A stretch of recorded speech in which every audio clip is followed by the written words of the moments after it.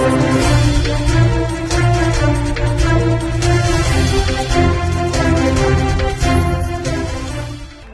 સામાજિક તત્વોનો આતંક વારંવાર સામે છે, ત્યારે ચોક બજાર વિસ્તારમાં આતંક મચાવનાર માથાભારે તત્વોને પોલીસે ઝડપી પાડી તેઓને કાયદાનું ભાન કરાવ્યું હતું. તો અસામાજિક તત્વોએ યુવાનને છરો બતાવી મારામારી, જાતિ વિશે પણ અપમાનિત કર્યા હોવાનું સામે આવ્યું.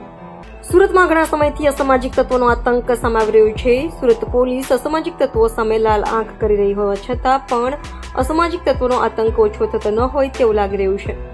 ત્યારે ચોક બજાર પોલીસ મથક હદમાં આતંક મચાવનાર અસામાજિક તત્વોની પોલીસે ધરપકડ કરી કાયદાનું ભાન કરાવ્યું હતું. વાત એમ છે કે ચોક બજાર પોલીસ મથકની હદમાં થોડા દિવસ અગાઉ 3 અસામાજિક તત્વોએ યુવાનને છરો બતાવી લાફો મારી તેની જાતિ વિશે અપમાનિત કરતી ટિપ્પણી કરી હતી.